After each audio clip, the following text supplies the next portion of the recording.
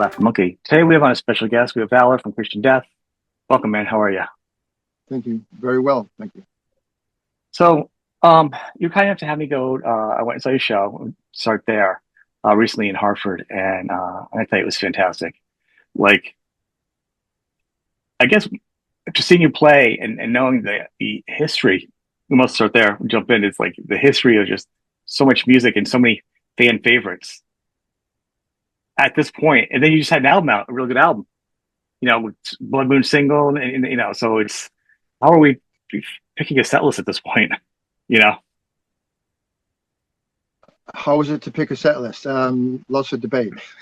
I mean, yeah, you've got a lot of songs. I mean, because Yeah, you got yeah. you're in a cult like status for a band. It's not just like a hit singles band, like a greatest hits CD. Like you've got like favorites that aren't radio friendly that people love. So I mean, it's got to be a challenge. Well, everybody's got different tastes, and as our music is quite eclectic, that means that we have a broad audience with broad tastes. So it's difficult you can't please everybody. So what we do, we try to set it. We try to set a mood. We try to set a mood that builds and drops and brings people through emotional roller coaster, as it were. And of course, it's not just for people. That's how we construct it. That if we like it and it feels great to us, then hopefully it translates to the audience. I felt it flowed, and it was amazing. It's such an amazing show. I can't say enough about it. I gotta be honest with you, it was so cool. Because I've never seen you guys live, and being such an eclectic band, I didn't know how it was all going to be put together. And I get the point that you talk about flow. Is it more of a challenge now, as you get older, the industry keeps changing, or is it actually easier for you now to kind of hone in on what you want for a show? I don't think it's really changed much. I mean, ever since Catastrophe Ballet, we realized that we've got quite a lot of variety, and I've said this since Catastrophe Ballet. Every song's different on every album, and every album's different from every album. So it's just part of the course for us, actually. But we do take each record as an entity in and of itself, and each show. So I mean, especially the tours, and of course, each show is the minute we walk into a room, we have to decide, what is this room going to be able to offer and detract from what we would like to do, and everything has its limitations, and so we try to make the most of it, and that's live performances are different from an album because we can conceptualize something and we can bring it to fruition and we can modify it over the course of time. But a show it's now. It happens tonight. What can we do? We may have seen the diagrams and the specifications of what the venue has, the size, the stage size, the lighting, all these different parameters that we can base our judgment off of what that show is going to be like, and we can modify it for the now. So it's completely different, but we still approach everything with what's the most we can get out of it. And live performances are always a compromise. So you are actually changing songs. I don't know if you have a set list for the tour, so you're actually deciding that day what songs go in and out, kind of changing it as you go. Well, we're human beings, so we couldn't possibly learn every Of course. Christian song, and be able to play it at will. We couldn't even do it. Even if we were, there's no cover band in the world that could play like 12 hours of music because that's what we're no, of course. So, right. So we only have a repertoire that the members, are prepared to, are familiar with, and so we usually have like a 2 hour show that will never be 2 hours. So we learn enough songs that we can, include or extract depending on the situation. Right. So we generally try to do, because if we could play 2 hours, we probably maybe would, but what we've learned from our experiences is that people don't have that sort of attention span. I don't. I couldn't possibly go see a show and put up with 2 hours of any performance because you're going to miss something because you have to leave because you need, maybe people need to go get a drink. They need to go to the restroom or something. Right. You can't have people riveted to your concert for 2 hours. But I have been to shows that have been 2 hours. Michael Jackson, for example, you know, and even that was for me like, oh, okay, is it over now? You know, even though it was Michael Jackson, you know, you wanted to see every last second. But Yeah. yeah, so an hour is we found that you can grab everybody's attention for an hour. After that, some of the population start losing interest. It does feel like most bands are doing The an hour nowadays. Yeah. diehard fans will stay there as long as you're on stage, but you can see the people on the fringe starting to lose it after an hour. You know. I think it's getting older standing that long. Like it gets me a lot. As an It's artist, I don't know really how you do it. it's really an attention span thing. Look at the length of movies. You know, Yeah. they're the most popular movies are anywhere between an hour and a half. Of course, you'll get movies that are 2 hour things, but they're kind of epics. You know, an hour and a half, hour to hour and a half is people's attention span on most things. Right. Classes at school, you know, all this stuff is calculated, so people can focus for a certain period of time. And I'd rather have people leaving completely fulfilled than saying, oh well, it was too long or it was too short. So you got to try and find that happy medium where people feel like they've got their money's worth and that they think that you're the band that they wanted to see. An hour and 15 is pretty much what sets are doing. And especially if you brought for this tour, you brought it was called the Baby Bath Parade tour. So it Yeah. was a very you had a very it was a fun lineup actually. Artists I hadn't seen before, so I enjoyed it. Eclectic, like your music. So it was a very fresh evening for me. Um, one thing I do want to say, and I want to give you credit for, is and now a lot of bands don't do it, so I want to say it out loud as a fan. There were some technical glitches, and the way you and the rest of the band came up on stage, handled it, kept doing the songs, was very professional and very much forward thinking for the fans. So I just want to give you props because not a lot of artists are flexible and can bend like that. So that was duly noted. So with you guys being so eclectic, are you influenced? Is your songwriting influenced outside of music? Are there other things that are influencing you, i.e., politics, books, movies? Like, where else are you drawing your inspirations from? Because you have such a varied interest in your songs and your lyrics. The entire world and the universe. Everything's in influence. Everything's literally everything's an influence. I mean, every day, every day, I'm interested in so many things. I don't know where to start. You know, and I usually end my day thinking what I'm going to do tomorrow, and it always changes. Right. So I'm personally, I can speak for the band as well because we're like-minded. That's the only way we can get along. Uh, we have our conversations are they usually start someplace and end in a completely different place because it branches off into so many interests, you know, the conversations until we run out of breath. And so our enthusiasm and our inspiration is endless. Right. It's usually driven by emotional factors, things that touch us, things I mean, I personally learned a long time ago that what we say and we do does have an impact on people. So I take it serious. So I will never say lyrics or write lyrics that will have a negative impact on people unless that's the intent and it's a negative impact on a situation or Right. like you mentioned politics or you mentioned world situations. We're despite the negative connotations of the name, because people find death such a negative word, even though it's the other half of reality. Yep. That we have a positive message in everything that we do, and if it isn't a positive message, at least a positive feeling, or a negative feeling which wakes you up to a positive feeling. Right. What is the process for you? So you're finding a touchstone, whether it's your politics, whatever it is you guys work on, you start from. Where does the process for songwriting? Is it you? Is it the other bandmates coming in? Is it a lyric? Is there a general way you guys start the writing process for an album? Or There's no rules. no? Usually lyrics, Yeah, or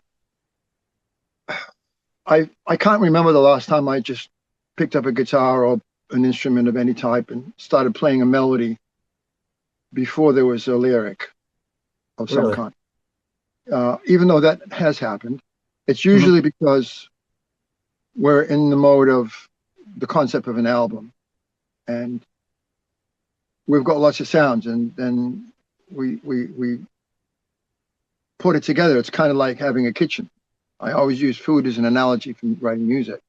So it's like having a kitchen. You have all these ingredients, and sometimes my recipe changes when I'm cooking. Same same with the music. So I think, well, maybe a sprinkle of this and a dash of that will give it that extra spice that we need to give it a life of its own. Yeah. Create. I'm not into traditional food, even though I do appreciate traditional food. I'm more of a when it comes to cooking, the same as I am with music, to creating something that didn't exist before. Like more like instead of making sushi, like one of the best sushis I ever had in my life was in Mexico, and it was Mexican style sushi with the Mexican slant on it and I love Mexican food. That's why maybe that's why I like it. But Mexican sushi was a mind trip for me because it was just like eating Mexican food, but it was sushi. It actually sounds delicious. I'm a big fan of both, so that sounds real Yeah. good. So creating things like that are just that are unique Mhm. and continuing to create unique things is what I get excited about. I love traditional things, and I love doing things that are comforting, like comfort food and comfort music. Right. But I get really excited by something that is unique, and I think that our new album, by the way, Mentor de los Perdidos, is very unique. And we've got an album full of songs, and every one of them is uh, warm and fuzzy. You give you that warm and fuzzy positive feeling, and there's a Yeah. lot of darkness in there. And of course, an analogy that I always use is that you cannot you can't see how bright the light is unless you've been in the darkness for a while. Yeah. And when you step into the darkness, then everything is a lot more clear. Your pupils dilate much faster, and everything becomes clear. And so that's the method. That's how we use darkness, because there is evil in the world, and there is a lot of darkness in people's souls, and exposing that is the best way to try and understand it. Exposing every aspect of it, talking about things that people don't want to hear. And I guess that's why we're not a top 10 band, because we don't do those. We don't do the predictable. We don't tell people what they want to hear. We tell Right. people what they don't want to hear. Well, I think because your music changes, you would be a PR marketing nightmare to classify what type of music you are. So what kind of music do they play? Like there would be no, I Uh, think the industry the today is Gothic, better for you, really, don't you think? the Gothic thing that we never labeled ourselves Gothic, but we were sort of lumped into that category. And to be honest, I mean, we have a lot more in common with people that are attracted to the concept of whatever that category is supposed to really mean. But Right. for us, it's all the bands that have been influenced by us, including the influences that we have, are by those things, and all those things that weren't when we started writing and making the sounds that we do. And now all of a sudden, it's you have people like Youngblood and all these various characters that are adopting the moniker of Gothic, because it encompasses this whole realm of untouchables that were untouchable, decades ago, that are now people are ready to digest. And I'm wondering if maybe the CIA has got a hand in manipulating society, including us. So if that's the case, we're unwitting fools. What do you mean? What do you mean by that? Like manipulating us how? Well, the psyops that's been going Oh, on okay. Yeah. since the 60s, since before that. I mean, psyops has been going on since the Catholic Church was created, and probably before that, and definitely before that, because every religion is a psyop. It's a way to control the population. So people are Right. easily manipulated. They're not much different than sheep. Hence the analogy. The sheep leading the sheep. The sheep herd is leading the sheep. And people are easily led, and people are easily angered, and people are easily manipulated and forced to do things that are stupid. Today, for breakfast, I was watching a video of a guy who set fire to an office of a politician because the politician voted against TikTok. So he was so upset that he set the building on fire and waited for the police to come and arrest him so that he could tell everybody that he did it because he was so angry. So he got arson charges, he got destruction charges, he got the intent to all these a whole myriad of charges, which put him in jail for 7 years. And it wasn't worth it. He accomplished nothing. And he even said that in his interview. I may not accomplish anything, but I'm willing to take this risk because I feel so strongly about it. Oh, that's good. Psyops. That right there is a victim of psyops. Right. Okay, it's a good example. I always wondered because I always thought religion was always good before pre-internet because it was easier to control everything. But then once the internet and communication opened up, it was almost a threat because everybody could kind of communicate directly to each other without needing other things. But now there's so much division and fake this and fake that from every side now. It feels like the advantage of having great communication and clearing things up has kind of gone away in a way because no one believes what they hear or see anymore and they're angry again. So I feel like we're kind of lost any gains that we had with communication and honesty.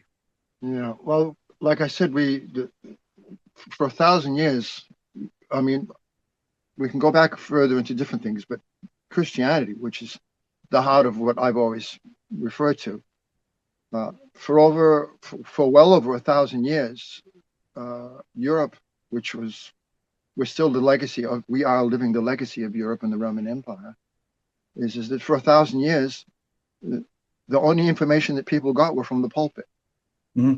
And that pulpit wasn't direct information. It was recycled information in a way where they could manipulate the population to do what the general population needed to do for the powers that be, with the added threat of God being on their side. And if you don't pay attention to them, you'll sadly be punished. Right. So it was very easy to manipulate people under those conditions. But we also had a situation is that the Roman Church, the Catholic Church, really took over and started to gain power after the year 566.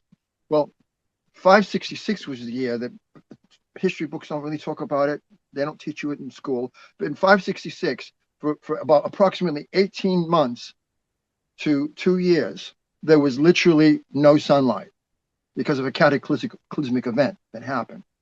So what happens when there's no sunlight? There is sunlight. There was it was described by the Roman writers at the time. It was described as moonlight. That's all they had, a little bit brighter than moonlight, a good full moonlight. That's what they had for 18 months. You have vitamin D deficiency happening. People's health is dramatically affected. They didn't know about that. We know about that now. In fact, it's actually emerging science how important the sun is, for your health. So there was, and at the same time, that's when the first stages of the Black Plague happened. Right? The Black Plague, we hear about it, what happened in England, and we heard about the Black Plague first started, at that time, because people were so weak that these viruses managed to take over the immune systems of people in a way that they couldn't recover.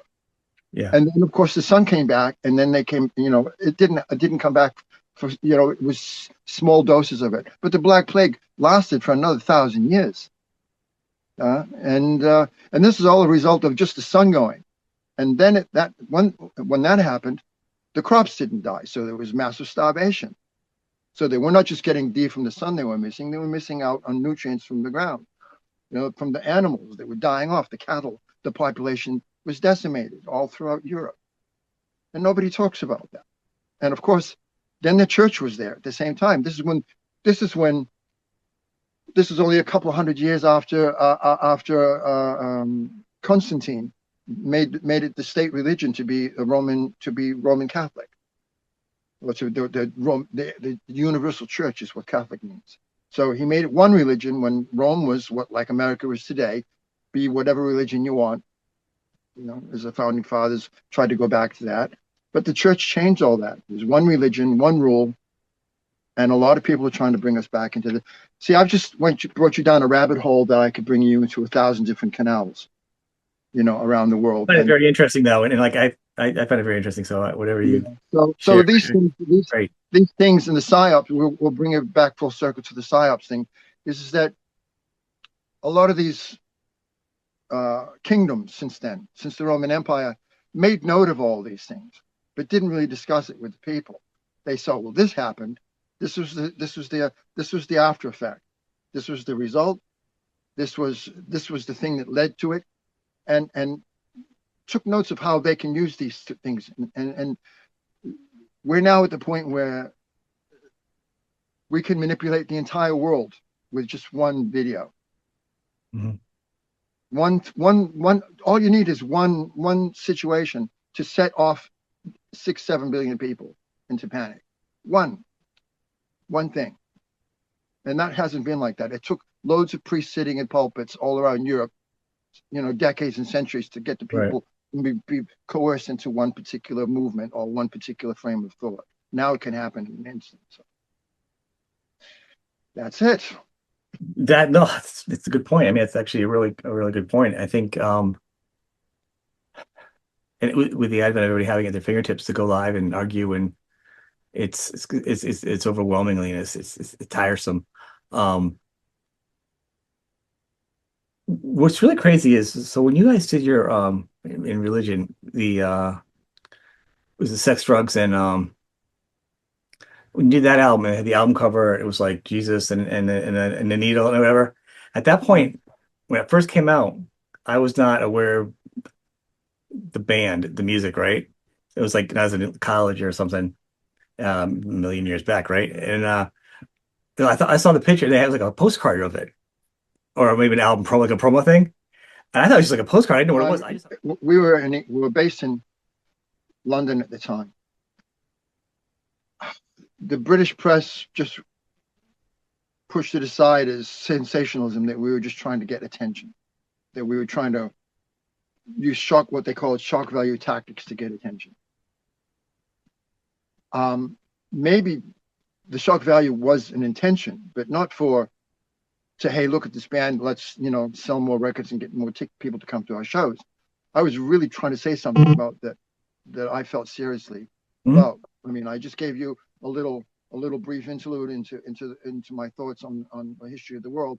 Nothing was really different then, except that I was more targeted on the Christian church, because we were coming, into where we are now, but from a place where, when Christian Death was first started in LA, we couldn't get our records in any of the shops just because of the name of the band. We were the only band in the world that had death in the title at that time. And to have the two words Christian and death together was sacrilegious and heresy for a lot of people. Most of the mom and pop shops in America would not stock us because they found it offensive. Right. A lot of record labels would not sign us because they were afraid, that they knew that it was going to be offensive. Today, there are 1,000 bands with death in their title, right? And there's bands that that say things that we have never said, that are like people just that means nothing. But when that cover came out, it was shocking to people because how dare they? How dare they? For a start, I didn't feel bad about it because you said it yourself. You described the cover as Jesus, but I didn't. It was just some guy with a crown of thorns on his head. So people automatically assume that that's Jesus. Well, back in the days of allegedly when Jesus was around, lots of people were tortured and punished, and under myriad of means, and crowns of thorns and things like that were subtle compared to some of the tortures or tactics that people had. But torture still exists today, especially in a lot of the Islamic countries and other places. But the cruelty of humanity existed then, and it still exists. And the concept of Jesus was just a description.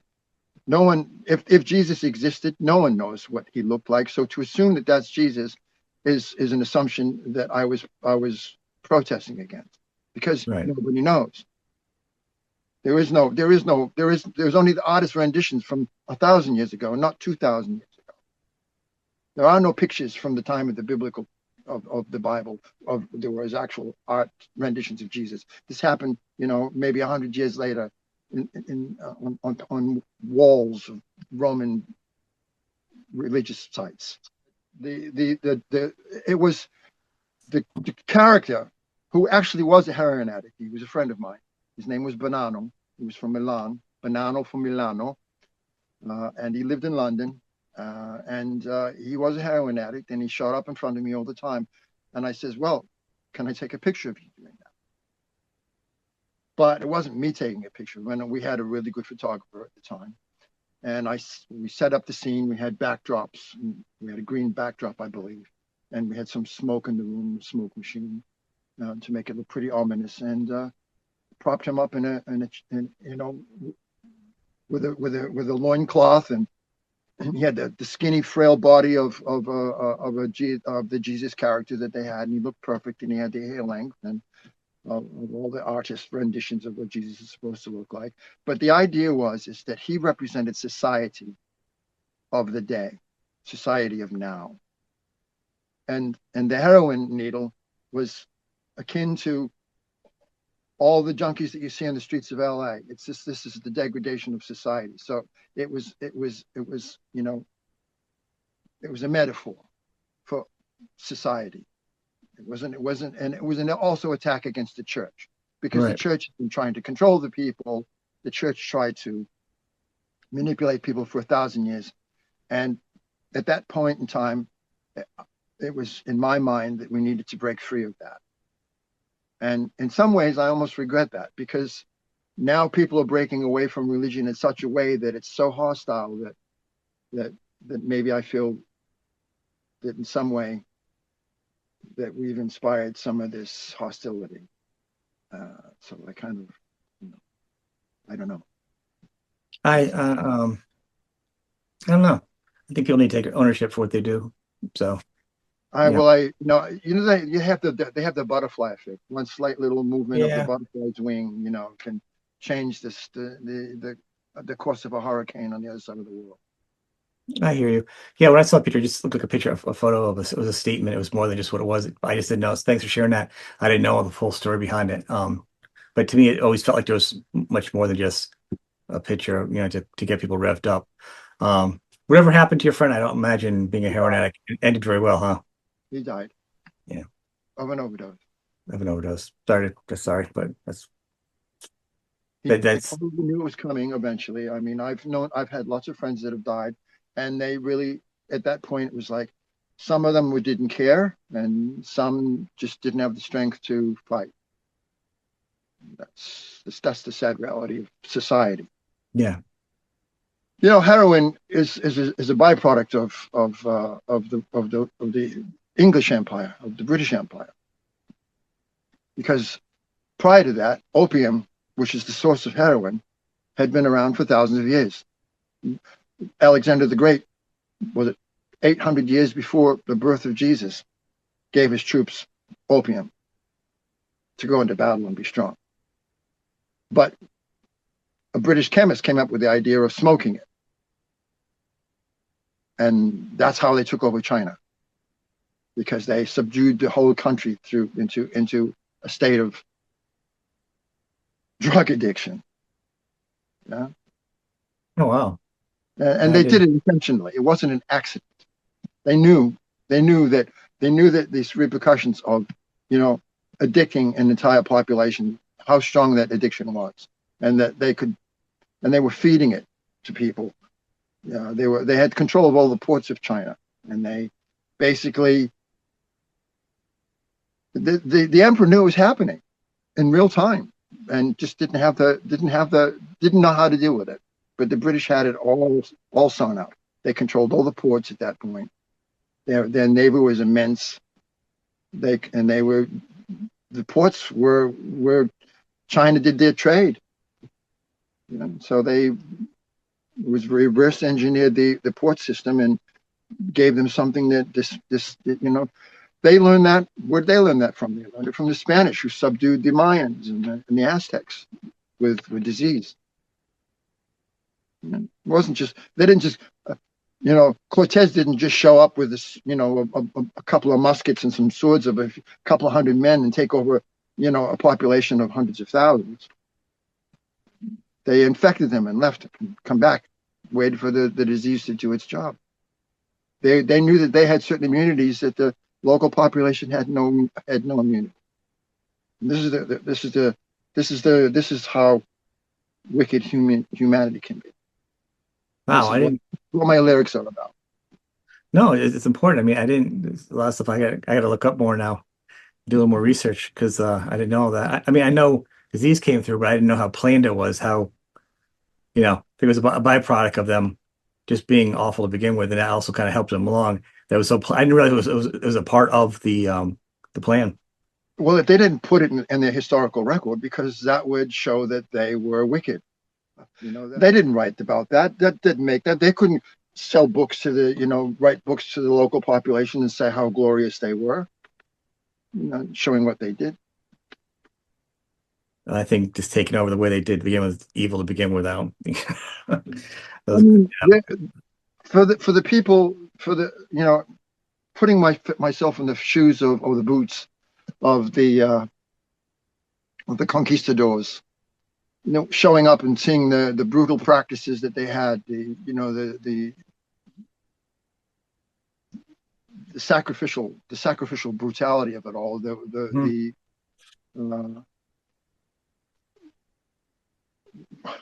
I can understand how they felt. Oh, this is retribution for their evil, because people can see evil in other people before they really see it in themselves. So as a population who are also brainwashed into thinking that God is on their side, feeling that they're righteous, I can understand that, and I can also almost forgive some of them for being that way. I mean, they have a pyramid in Mexico City. It's called the Pyramid of the San Teotihuacan. Mm-hmm. And as you ascend the steps, you see these sharp shards of rock sticking out of the pyramid. And I remember asking the promoter who brought us to the pyramids. This is a good friend of mine called, I got him at the block, Carlos de la Peña. And I said to him, Carlos, what are those stones for? He says, that's because when they do the sacrifice at the top of the pyramid, which is a massive pyramid, which is actually bigger than the Cheops in mass. Really? They throw the bodies off they throw the bodies down the edge of the pyramid. So by the time they get to the bottom of the pyramid, they're mincemeat. And there's canals, blood canals. By the way, we have a song called Blood Canals on the new album.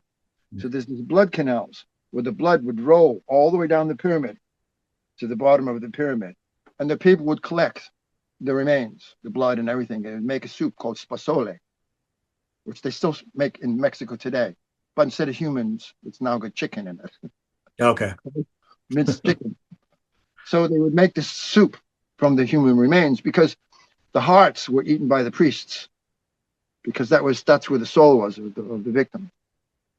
And by and large, the victims were, for most purposes, they were collected from wars. So they were the defeated, They were all they were marched up the pyramid. It wasn't just like one a day, like you'd see in some movie. There were hundreds in a day, hundreds. They just chop the heart, take the heart out and save it for the priests, throw the rest down for the people to eat.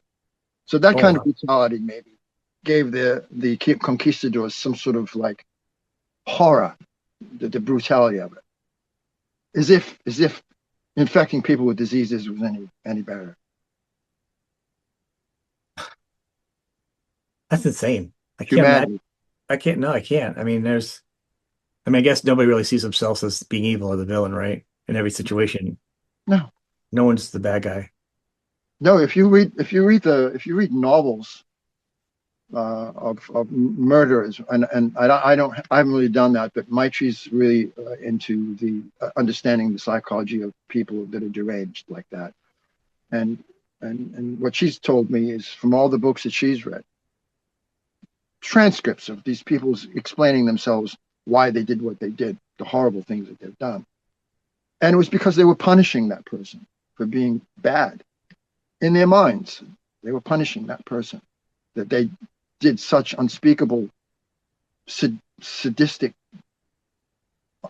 things to people, because they were so riled, kind of like that guy setting a house on fire, a building on fire. It's insanity, and it's human rage and insanity combined that makes people do these things. It's always the weird the momentary that someone can go back and reflect upon it. Maybe if they get arrested and realize they did, or some of the serial killers that was their mindset. Like the big ones, just forever. That was who they were. They were born that way in that mind. That was their mind. I You don't know know. that people are born that way. I think that people have small changes in the genetic structure of what a human being is. That makes everybody different. And everybody is unique. That's true. But I think most problems that people have are inflicted through the course of life. And I don't usually give opinions, but that's that's that seems the most logical thing to me. Yeah. I could be wrong. I think most of it is. I think some people are just born with that deficit. I know some people like that. They're just a child, and that's just who they are. Mhm. You know. Or, That or maybe they're just born into a situation that has distorted them. If you take a plant or an animal and you deprive it of what you know has been historically classic to that creature, it's going to be deformed. It's going to have problems, and humans aren't any different. You deprive it of sunlight. A plant is going to be weak. Human beings that seem to be the only ones that will act out, aggression in the way that we do. You have to plug this in. You're not going to yeah, hear plug anything. in. Yeah, plug in. Let me know when you're all set. Yeah.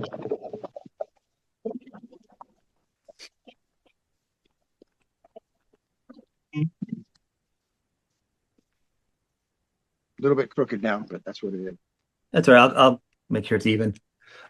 Actually, go back. So when you said new music, so wait, did I miss you? Is there a new album written coming out, Yeah, or already it's actually we actually finished it, but then during the tour we decided we want to make some changes, and so it's being remixed at the moment.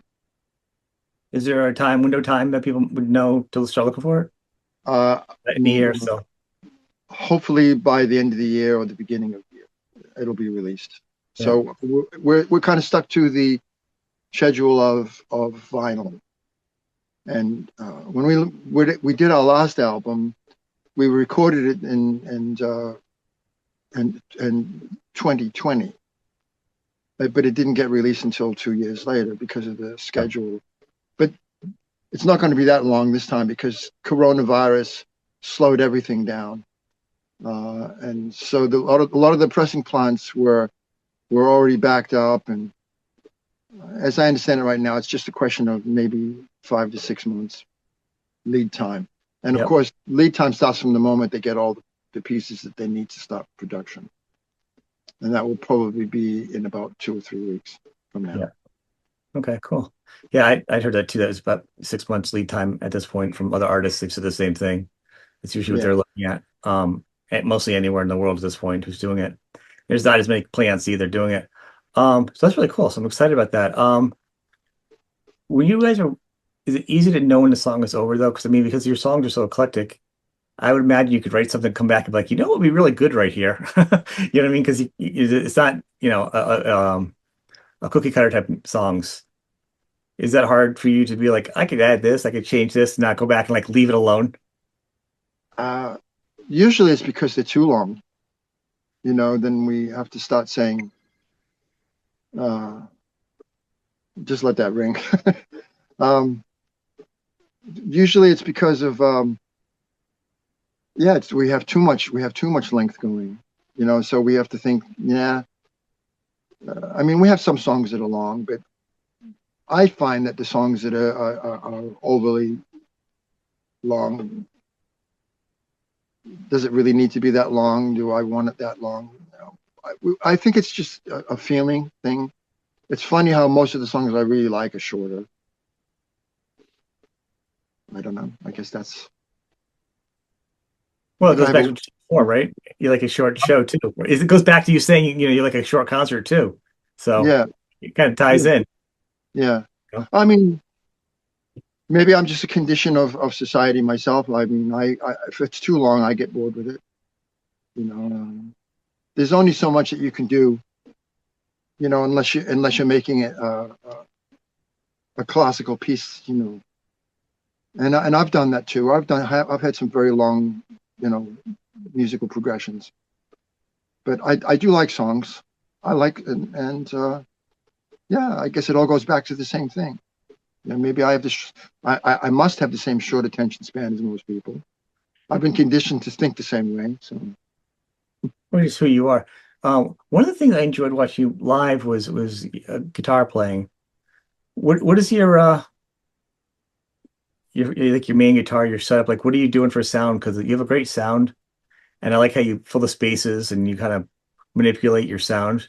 A little different than usually see. my setup. I used to be able to use. I used to only have one type of amplifier, one or two different type of amplifiers that I use. Um, in this day and age, because I fly so much, a lot of the times I don't get to have the amps I want. So I've given up on the possibility of on the U.S. tour. I had the fortune of using a Paul Reed Smith amplifier, which I Yeah. really liked. It was a great sound, and it was consistent. We can't always bring the amps that we want, and they're not always available, especially if we're doing a tour. A lot of places will say, oh, we can't get that, or it wasn't available. They come up with some excuse. So Mhm. instead of being dependent on the maybes, I got quite used to the sound of using the in the box sound, as it were, from my effects pedal. I'm using a Line 6 at the moment. I'm not that happy with it, and it's got some good sounds in it, but at least I know what they are. So if I All show right. up at a venue and they don't have the amp I want, then I'll go direct from my effects Okay. pedal, because it's got the modeled amplifiers sounds that I can choose from. And Model. so Okay. even on the show that you were at, I was using the Line 6, but I was miking the amp. So I liked the combination of the sound that I got from my modeled amplifier sound in conjunction with the actual amplifier sound. It was very fat and meaty. Yeah, it Um, was a good tone. You had a good tone that night. That's why I kind of asked. I hope that they start making those amps and making them available everywhere so that I can have it available, because at the moment it's my favorite amp. Yeah. Well, I mean, it's gotta be and I was thinking of actually watching you play, like it's gotta be a challenge because your songs are so different. I mean, if you to be able to consistently go to a gig and keep trying to keep with the songs somewhat, you know what I mean? The sounds and changes when you do have to deal with a venue and all these different changes, it's definitely a Mhm. challenge for you as an artist, on the road to kind of try sticking As, to it. as a guitar player, the hardest problem is getting sustain and getting the feedback, because feedback creates all kinds of harmonics that just make, sometimes they're random, and that's one of the exciting things about it is that you'll have these random harmonics coming out of the amplifier from the feedback that just give these sweet, glorious notes that you didn't anticipate. And sometimes they happen every night, and sometimes they don't. The room can have a dramatic effect on that. The amplifier itself has huge. The monitors can do that. So I think on, especially the show that you were at towards the end of the tour, I started realizing that amplifier, if I didn't balance out the monitor and the amplifier, then I would kill the sound. So I'd have to spend a couple of minutes at least, adjusting the level between what I was having come through the monitor, and I need to coming through the monitors because I hear my voice coming through there too. Okay. So if that was too loud or not loud enough, or if the amplifier was too loud or not loud enough, I would have to find the sweet spot where they would, also because I move. And as I move the guitar, I'm picking up different frequencies through the pickups from the monitor and the amplifier.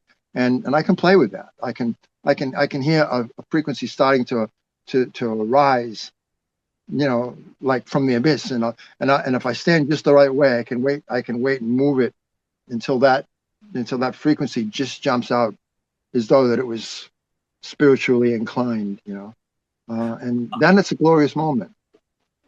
Well, that puts you in the challenge, though, of depending on the room. Some rooms are not built for sound. No.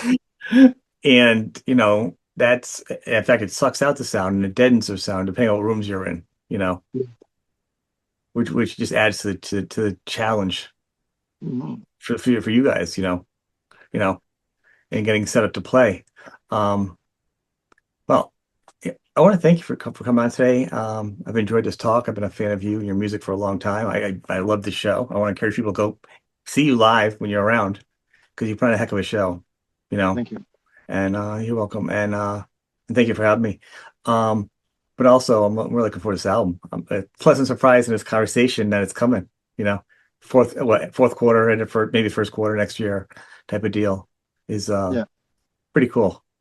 Yeah, it's if you like Evil Becomes Rule, then you'll definitely like this album. Well, one of the things I actually enjoy about the band is you can put each album on. You don't have to be like in a certain mood. Some artists I'm not in the mood to hear the artist because it's always what you're getting, which is great because it's like you're getting a cheeseburger or a sandwich. You know what you're getting. You guys are kind of like a buffet. Like you can kind of go there and kind of pick an album for how you feel. You know what I mean? Like it allows you more choices to So to me, I like the idea of not knowing what you're going to get. Just knowing it's going to be a musical adventure, per se. When you get it. And there's not a lot of music that does it lately. Let me ask the last question. Has it gotten a little easier for you guys, though, as an artist? Because you can do, I started saying the question earlier, is because you have more control of your media, and because I know there's a lot of new music out there, but you guys have more control over not competing with like the market, radio, because everything can be direct to consumer, and you already have a built following. So I would imagine, has it played a little easier for you guys now? That's a good question. Yeah, I mean, we know what to avoid, so that's made life easier. We know when to say no. When we first, touring is really difficult because even on this, even now, it doesn't matter how many buses or hotels and stuff we have, you always lose sleep and you always lose weight. Yeah, because you're not eating enough, because you just don't have the time or the availability. And I'm fussy as it is, not enough victims for me to suck the blood out of, as it were. But yes, no, it's easier only because we've learned how to set goalposts for ourselves to avoid the myriad of complications. And you mentioned earlier about dealing with technical issues. Well, technical issues happen every day. You can't avoid them. I mean, it's very rare that we get through 3 shows without at least one Okay. serious problem that But it's messes up. what you do with them, though. You know what I mean? It's how you handle them is the important thing. Yeah, well, I mean, I did have one experience where I was so upset by the technical stuff and a few other things compounded together that I nearly lost it, and that's very, very rare. Yeah. Well, you're human. Yeah. But you know, there's so many stupid things that can really mess up a show. Right. I mean, one little thing. I noticed the other day that Megadeth, they were I think it was, I don't know, maybe it was either Portugal or Brazil, maybe. They were the headliner, and there was a whole bunch of bands, and they didn't come on because of technical difficulties. You know, I mean, we're talking about 50, 60,000 people, and they were the headliner, and they just didn't play. Yeah, I don't know what to say about that. That's not cool. I know it is certainly. No, it was really I bad thought press. we learned that lesson. This is the show's end, but not our goodbye. Sean says farewell to thee. This is the show's end. Till next time, or maybe not. Thanks for sharing your time. This is the show's end. Now go outside. Escape from all social media, except for me. Your doctor says take 2 of my podcast and call him in the morning. This is the show's end, but not our goodbye. Every episode is packed with healthy things I can't pronounce. I'm not like the bad internet, I'm different, so very different. 'cause my grandma says I'm special indeed. That makes me laugh. Break it down. Oh yeah. This is the show's end. Electric blankets and sharks are scary, Oh, so scary. but sharks using electric blankets. Get me out of here. It's the show's end. But not our goodbye. It's the song's end. Stop the music. Then the singing. Stop.